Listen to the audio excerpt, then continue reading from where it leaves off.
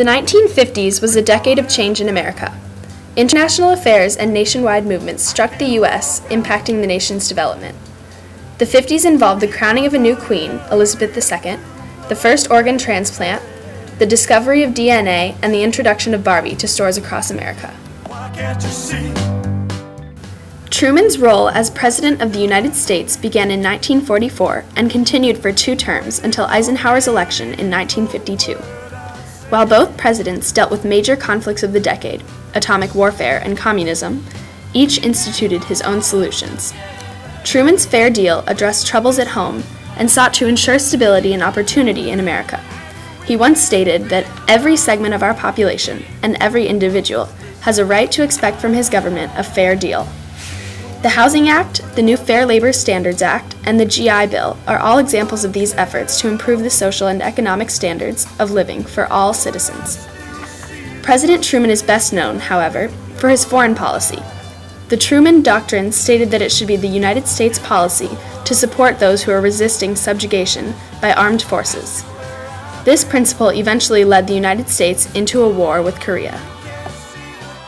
As a result of the recent division of Korea, citizens of North Korea invaded the South, fighting to enforce communist government.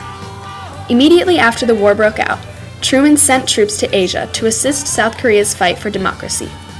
The war ended in 1953 in a stalemate, and shortly after, President Eisenhower negotiated an armistice between the nations.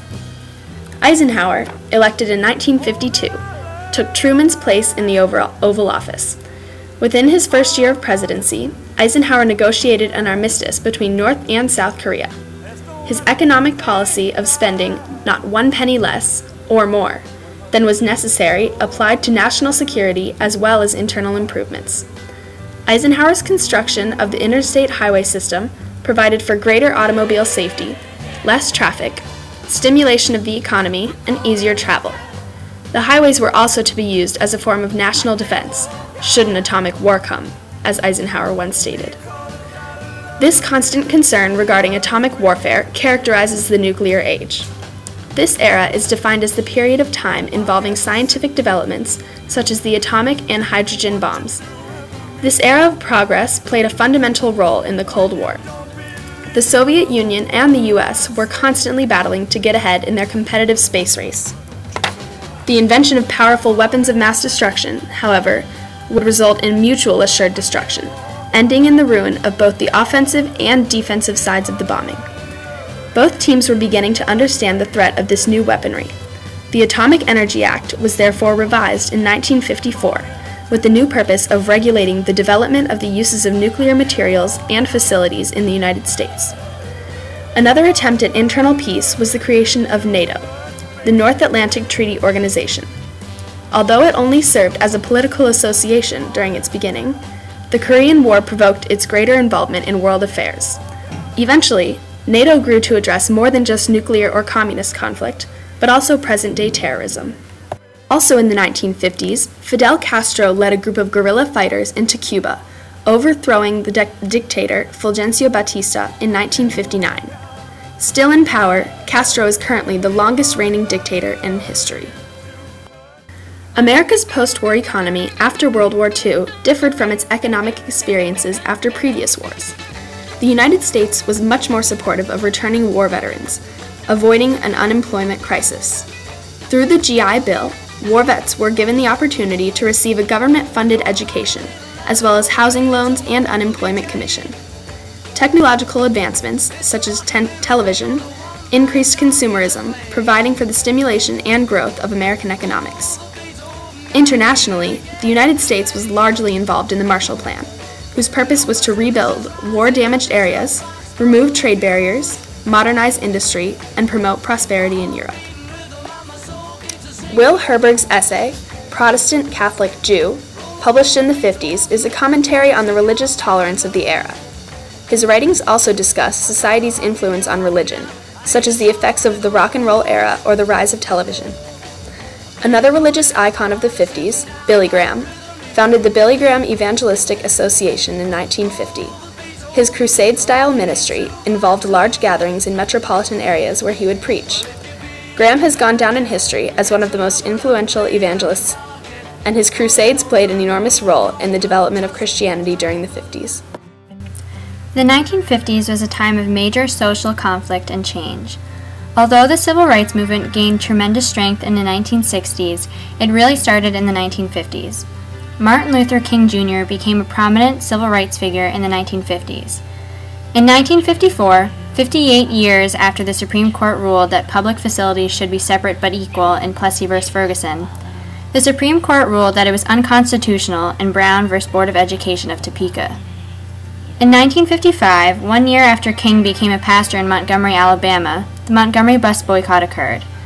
In 1957, King became the president of the Southern Christian Leadership Conference. That same year, the Little Rock Nine crisis occurred in Little Rock, Arkansas, when a group of African American children enrolled in a local school. The National Guard had to escort these children to school because they were threatened by angry white mobs. Just as there was racial tension in the United States, there was also political tension. A second Red Scare erupted when a senator from Wisconsin, Joseph McCarthy, made claims that there were communist and Soviet spies in the U.S. government. This set off a series of trials in which suspected communists were tried by the House of Un-American Activities Committee, or HUAC, and the term McCarthyism was born.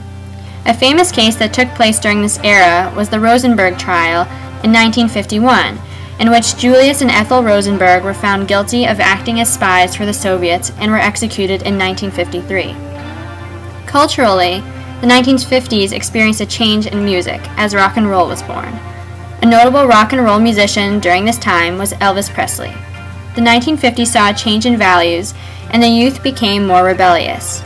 The 1950s gave rise to the Beat Generation, which was headed by Jack Kerouac. Beatniks, as they were called, did not want to conform to society's rules. Lastly, television became immensely popular during the 1950s, as they entered more and more households across America. Television allowed for Americans to see the racial demonstrations of the civil rights movement, as well as the events of the McCarthy era. The 1950s was a time of great intellectual advancement. The nuclear age began with the creation of the atomic bomb during World War II and continued into the 1950s. In 1951, the U.S. began testing its bombs in Nevada at the Nevada Test Site.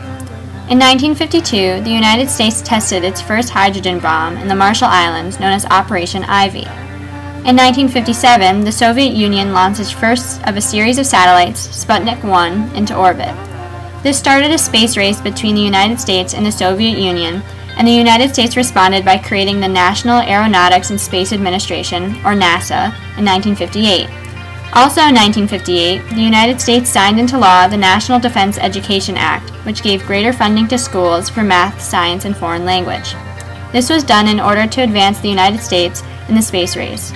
Other advancements during this time included the first successful kidney transplant in 1954, as well as the discovery of DNA by Watson and Crick in 1953. Art and architecture during the 1950s was diverse and experimental. A famous architect, Frank Lloyd Wright, designed the Solomon R. Guggenheim Museum in New York City, built in 1959. A notable artist of this time was Jackson Pollock, who was a prominent figure in the abstract expressionist movement. Pollock was famous for his drip-style paintings. In fashion, the clothing line Pucci gained notoriety and opened the fashion house of Emilio Pucci in 1950. In 1952, designer Hubert de Givenchy started the House of Givenchy in France.